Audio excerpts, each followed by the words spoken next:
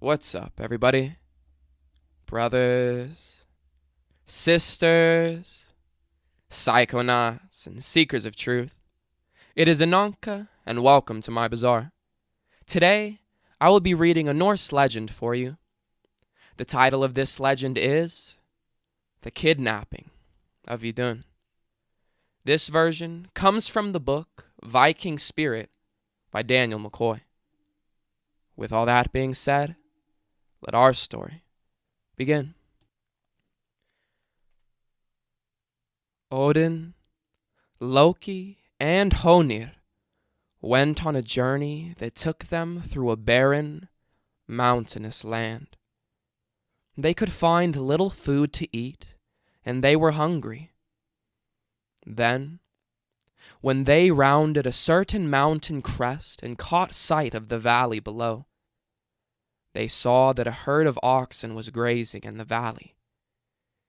Here, at last, was enough meat for a proper meal. They cut the throat of one of the oxen, made camp, and started cooking the meat on their fire. After what seemed to them like sufficient time to cook the meat, they took it out of the fire. To their great surprise, it was still as cold and uncooked as it had been when they put it in the fire at first.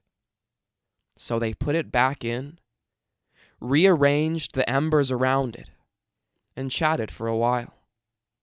When they took the meat out for a second time, it was just as raw as before.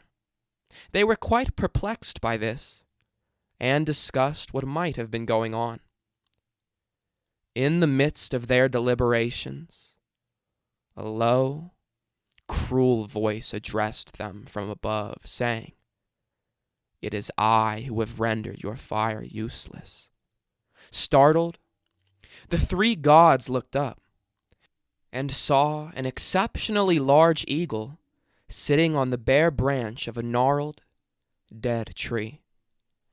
The eagle said to the three, "If you will give me a share of your meat, I will release my magic and allow your fire to cook." After briefly consulting with each other, the three gods agreed to the terms of this mysterious bird. The eagle then flew down from the tree, alighted by the meat, and began selecting his portion. When he had finished, he had set aside all the choicest parts of the ox for himself. This perturbed the temperamental Loki, who picked up a thick stick that was lying beside him and struck at the eagle with it. But the branch stuck on the bird's back, and Loki's hand stuck to the branch. The eagle flew off with Loki helplessly bound to him. The sorcerer bird darted over the bleak terrain just low enough to the ground that Loki's legs slammed into trees, boulders, and mountainsides. Loki felt like his body was about to rip apart. At last, fear and pain overcame his rage, and he begged his captor to let him go. The eagle chuckled and said sternly that he would not. Loki cried and pleaded, and the bird finally said to him, "Well, there is one thing you could do to secure your release, but one thing only. I have seen how you gods are nourished by the succulent fruits that are kept by the beautiful goddess, Idun. Because you eat that fruit, you never grow old nor die of age. Swear an oath to me here and now that you will bring me both Idun and her fruit, and I will set you down." Desperate, Loki swore the oath and was returned to his companions.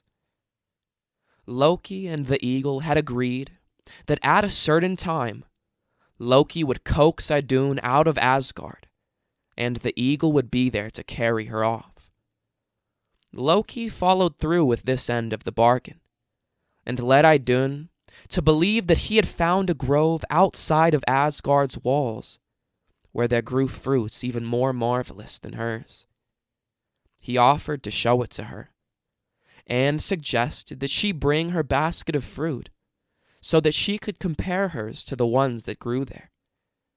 She could scarcely believe the tale, but couldn't pass up such an opportunity.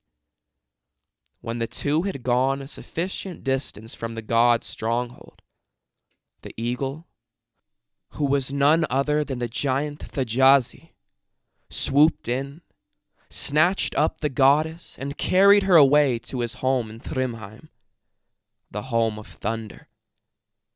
Thrymheim was an icy land high in Jotunheim's mountains, where nothing ever grew and no birds ever sang. Without Idun and her rejuvenating fruits, old age began to creep up on the gods. Their skin wrinkled, their hair turned white and started to fall out, and their bodies became frail and diseased. They held a council to decide what to do about this. When they attempted to retrace where and when Idun had last been seen, it became clear that it was when she went out of Asgard with Loki. Ah, of course the deities sighed, practically in unison, embarrassed that they hadn't thought to consider the possibility of Loki's involvement sooner.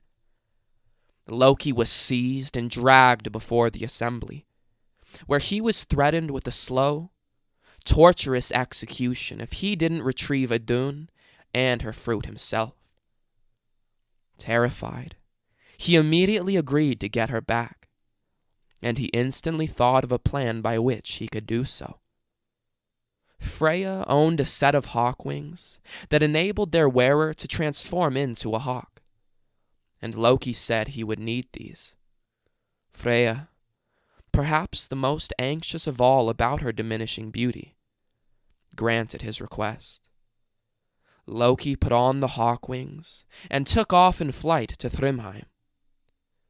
When he arrived at the home of the Thajazi, he found that the giant was away at sea on a fishing trip, and Idun was alone in his house. He changed her shape into that of a nut, picked her up in his talons, and sped away to Asgard. A short while later, Thajazi returned from his fishing trip. When he found Idun missing, he surmised what had happened. Though tired from his trip, he wasted no time in donning his eagle plumes and taking off for Asgard. The sounds of his wings swooshed and boomed through the air. When the deities spied the hawk flying toward Asgard with the nut in his claws, and the mighty eagle in pursuit, they spread out piles of sawdust and kindling along the fortress walls. The moment Loki had passed the walls safely, they threw torches on the fuel, and huge flames immediately shot up high into the sky. Thajazi tried to turn back, but his furious momentum proved to be his downfall. He flew straight into the flames, which burned off all of his feathers, and he fell to the ground inside Asgard. The gods gathered around his squirming and badly burned body and finished him off. Both youth and the precious Idun were restored to the gods.